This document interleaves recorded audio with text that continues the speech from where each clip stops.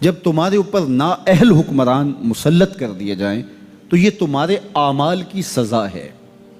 ایک روایت میں آیا اعمالکم اموالکم، تمہارے اعمال ہی تمہارے اموال ہیں۔ حجاج بن یوسف بڑا ظالم شخص ہے۔ حضرت حسن بصری رضی اللہ تعالیٰ عنہ فرماتے ہیں پچھلی امت کے لوگ اپنے سارے ظالم اکٹھے کر کے لے آئیں اور ایک پلڑے میں رکھ دیں، تو دوسرے پلڑے میں ہم حجاج بن یوسف کو رکھ دیں تو ہمارا پلڑا پھر بھی باری ہوگا۔ 70,000 لوگ اس نے اپنے ہاتھوں سے قتل کیے، 90,000 لوگ اس کے حکم سے کٹے ہیں۔ بصرے کا ظالم ترین حکمران حجاج بن یوسف۔ لیکن کچھ لوگ تھے کہ جو اس کے سامنے بھی حق بات کر لیتے تھے، اگرچہ وہ بہت سخت تھا اور بات بات پہ گردن کاٹتا تھا۔ کہتے ہیں بصرے میں ایک فقیر آ گیا تو حجاج بن یوسف نے اسے بلایا اور کہا کہ میرے لیے کوئی وظیفہ بتائیے۔ تو اس نے کہا کہ تمہارے لیے بہترین وظیفہ یہ ہے کہ تم دوپہر تک سوئے رہا کرو۔ اس نے کہا یہ عجیب وظیفہ ہے۔ کہا ہاں یہ تیرے حق میں اور امت کے حق میں بہتر وظیفہ ہے۔ کہا وہ کیسے؟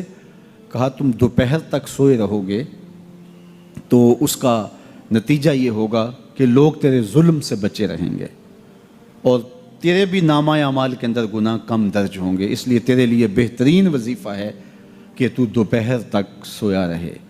حضرت شیخ سعدی شیرازی فرماتے ہیں جس کے جاگنے سے اس کا سونا بہتر ہو، اس کے جینے سے اس کا مرنا بہتر ہوتا ہے۔ بدترین حکمران بصرے کا، انسانوں کا قاتل، بات بات پہ گردن کٹوا دینے والا۔ کسی نے کہا حجاج اگر تو بچہ تھا، اس وقت تیری عمر اتنی زیادہ نہیں تھی، لیکن تو نے دور عمر تو دیکھا ہوا ہے، تو اتنا ظالمانہ انداز کیوں اختیار کیے ہوئے؟ تو حضرت عمر جیسا حکمران کیوں نہیں بن جاتا؟ تو جو حجاج نے جواب دیا وہ سنیے، 2 لفظ اس نے جواب دیا، تبازروا اتعمر لکم، تم ابو ذر غفاری جیسی رعایا بن جاؤ، میں عمر جیسا حکمران بن جاتا ہوں۔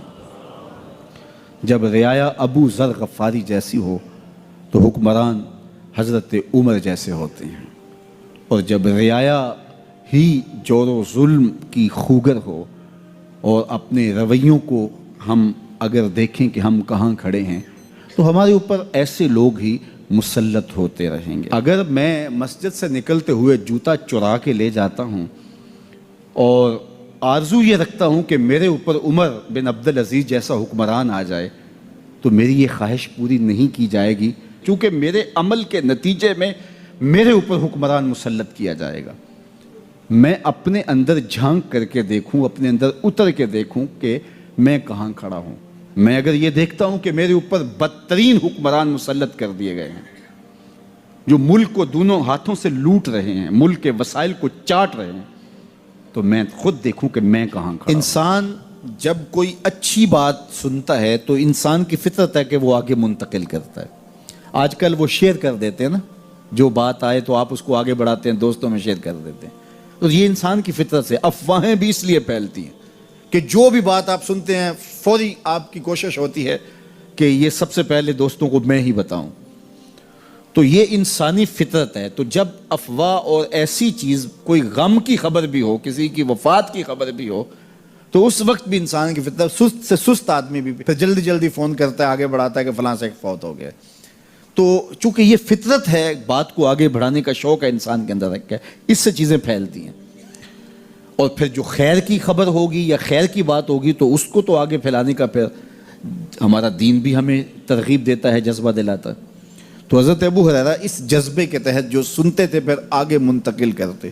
اب حضور کی بارگاہ سے اٹھ کے جاتے تو سب سے پہلے گھر جاتے اور سب سے پہلے اپنی ماں کو ہی سناتے، اور ماں تھی کافرہ، وہ سننے کی بجائے، خوش ہونے کی بجائے سن کے وہ الٹا ناراض ہوتی اور کوئی نہ کوئی ایسی بات کر دیتی۔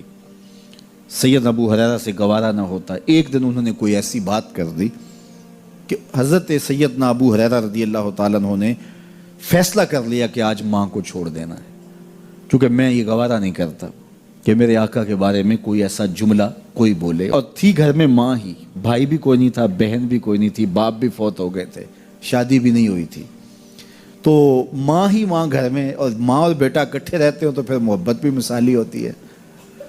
تو اب ماں ہی ایک رشتہ ہے مادی دنیا کے اوپر. تو حضرت ابو ہریرہ رضی اللہ تعالیٰ عنہ نے فیصلہ کر لیا کہ چھوڑ دینا ہے. چھوڑ کے گھر سے نکلے، لیکن دل ڈوب رہا ہے کہ ایک ہی تو رشتہ تھا وہ بھی گیا. افسردہ ہے، حضور کی خدمت میں پہنچے. دل و قلب و نگاہ کے مرشد اولین نے ابو ہریرہ کی اداسی دیکھی تو فرمایا ابو ہریرہ کیا بات ہے؟ تو حضرت ابو ہریرہ جس طرح بندہ پھٹ نہیں پڑتا، تو عرض کی حضور میری ماں کی ہدایت کی دعا کر دیجئے. ساری کہانی 2 لفظوں میں بیان کر دی، میری ماں کی ہدایت کی دعا کر دیجئے. حضور نے نہیں پوچھا کیا ہوا، کیا ماجرا ہوا، فوراً ہاتھ اٹھ گئے. اور لفظ کیا تھے؟ اللہم اہد ام ابی ہریرہ تھا، اے اللہ ابو ہریرہ کی ماں کو ہدایت دے دے. ادھر انہوں نے بے چینی سے یہ بات کہی، ادھر حضور کے ہاتھ اٹھے.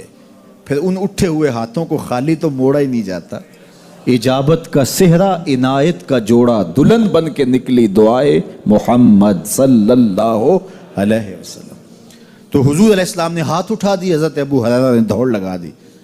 کسی نے پوچھا ابو ہریرہ آج بڑی جلدی ہے؟ کہا آج ہی تو دیکھنا چاہتا ہوں، گھر پہلے میں پہنچتا ہوں یا حضور کی دعا پہلے پہنچتی. جا کے دروازے کو دستک دی، اندر پانی کے کھنکنے کی آواز آ رہی تھی جس طرح کوئی غسل کر رہا ہو.